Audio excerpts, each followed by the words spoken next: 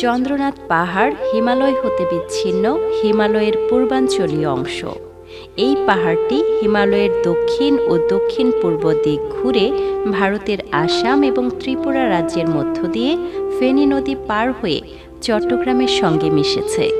চট্টগ্রাম অংশে ফেনী নদী থেকে চট্টগ্রাম শহর পর্যন্ত এর দৈর্ঘ্য প্রায় ৭০ কিলোমিটার। এই পাহাড়ের পাদদেশে নির্মিত হয়েছে সীতাকুণ্ড ইকো পার্ক।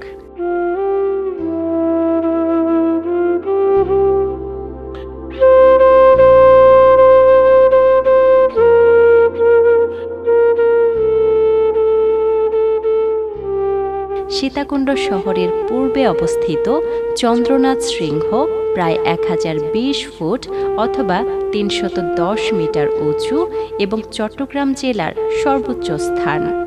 রাজবাড়ির টিলার উচ্চতা ৯০০ ফুট এবং সাজি ঢালার উচ্চতা ৮০১ ফুট।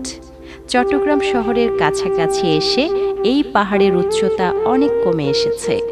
চট্টগ্রাম শহরের উপকণ্ঠে বাটালি হিলের উচ্চতা ২৮০ ফুট এবং শহর থেকে সামান্য উত্তরে নঙ্গরখানা ২৯৮ ফুট উঁচু। এখানে রয়েছে সহস্রধারা আর সুপ্তধারা নামের দুটি জলপ্রপাত। মিরসরাই অংশে রয়েছে খইয়াছড়া, হরিণমারা, হাটুভাঙ্গা, নাপিত্তাছড়া, বাগবিয়ানি, বোয়ালিয়া, অমরমাণিক্য সহ আরও অনেক ঝর্ণা ও জলপ্রপাত। পূর্ব দিকে এই পাহাড় থেকে উৎসারিত হয়ে কয়েকটি ঝর্ণা তথা খাল হালদা নদীতে গিয়ে মিলিত হয়েছে। এর মাঝে গজারিয়া, বারোমাসিয়া, ফটিকছড়ি, হাড়ুয়ালছড়ি এবং বোয়ালিয়া অন্যতম। পশ্চিম দিকে মহামায়া, মিঠাছড়া সহ আরও কয়েকটি ছড়া এবং ঝর্ণা বঙ্গোপসাগরে পতিত হয়েছে। বর্তমানে মহামায়া ছড়ার উপর একটি রাবার ড্যাম নির্মিত হয়েছে।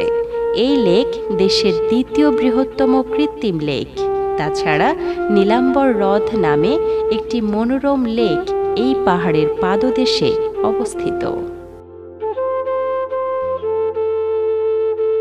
বর্তমানে মহামায়া ছড়ার উপর একটি রাবার ড্যাম নির্মিত হয়েছে। এই লেক দেশের দ্বিতীয় বৃহত্তম কৃত্রিম লেক। তাছাড়া নীলাম্বর হ্রদ নামে একটি মনোরম লেক এই পাহাড়ের পাদদেশে অবস্থিত।